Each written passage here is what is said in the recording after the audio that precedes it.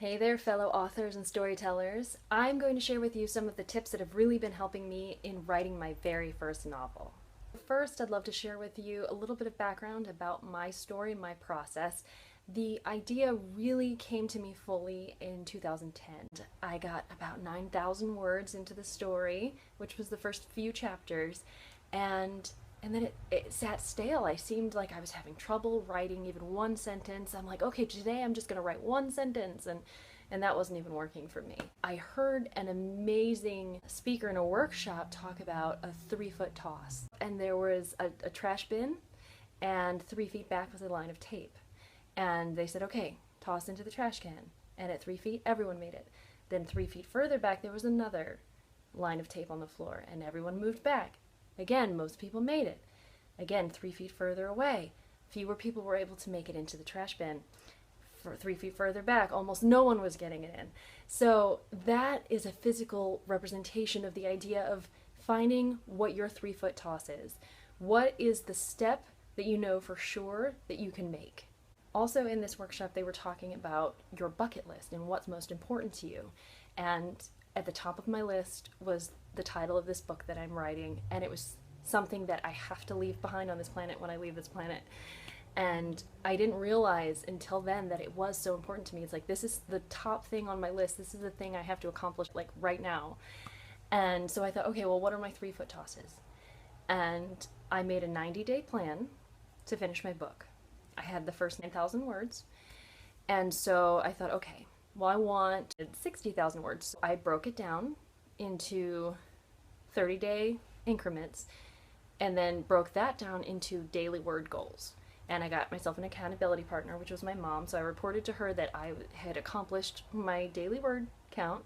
I had a very clear beginning and a very clear end, and I had no idea how the characters were going to traverse from the beginning to the end.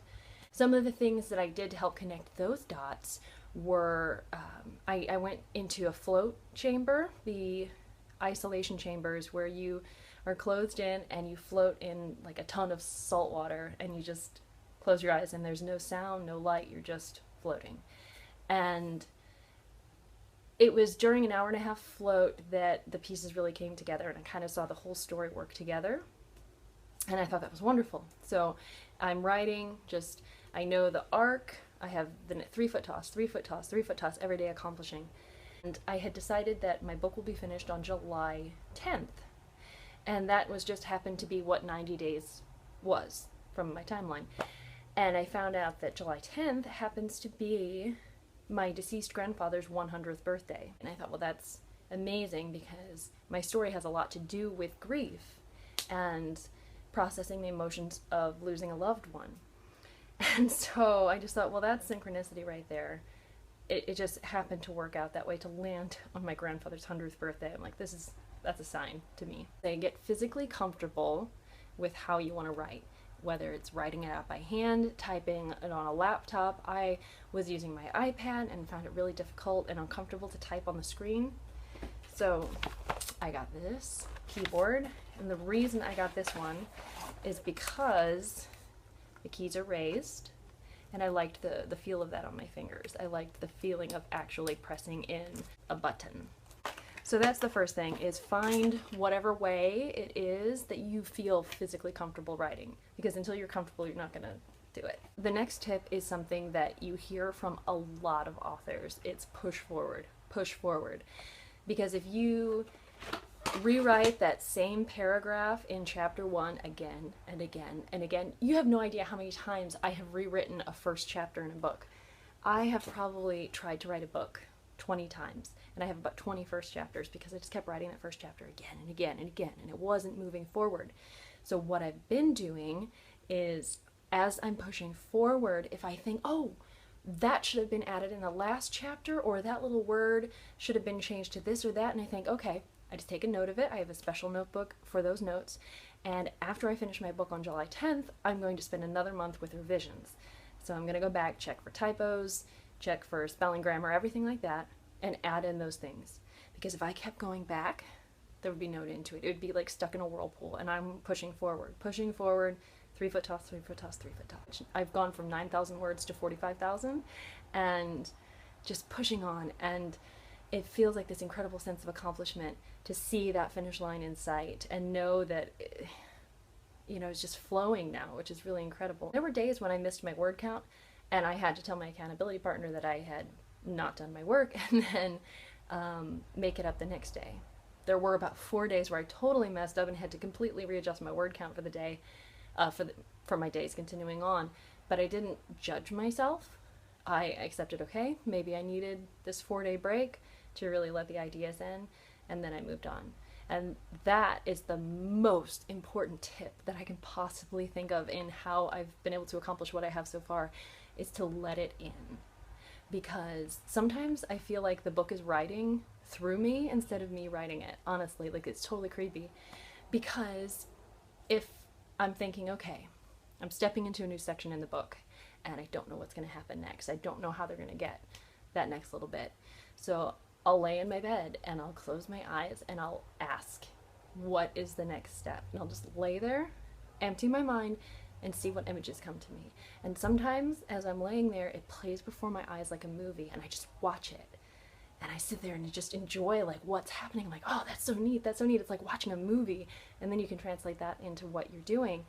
And there was one day where I just wanted to push through and I wrote something and it was a few paragraphs of total crap. It was just horrible and I was pushing and not letting it in.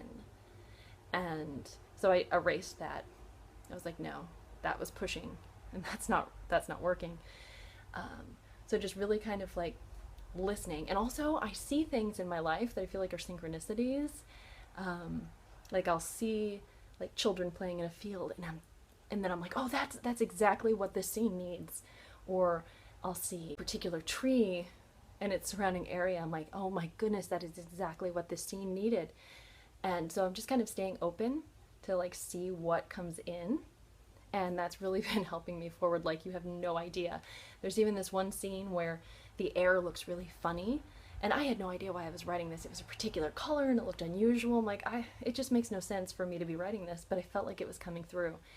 And then later in the next chapter, there was something that happened that made that make sense. And I wasn't trying to make it make sense. I was just going to let it be weird, And then I even went, oh, that's why it looks that way. And it was so neat because I felt like I was reading the book and getting surprised. It's kind of like when you let it in, you surprise yourself. So really just opening up.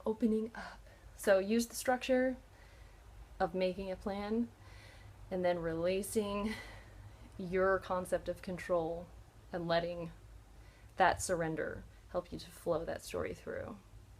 So those are my tips. I hope it was helpful. I have maybe 24 more days or so before my book is finished. I'm so excited. I'm just so excited. And I'll be visiting my mom at the time so we can celebrate together. Anyway, I really appreciate you watching. If you have any writing tips, go ahead and share them in the comments. I would love to see, because it's all, that's what I love about writers. It's really a community of people supporting each other and helping each other out. So anyway, thank you so much.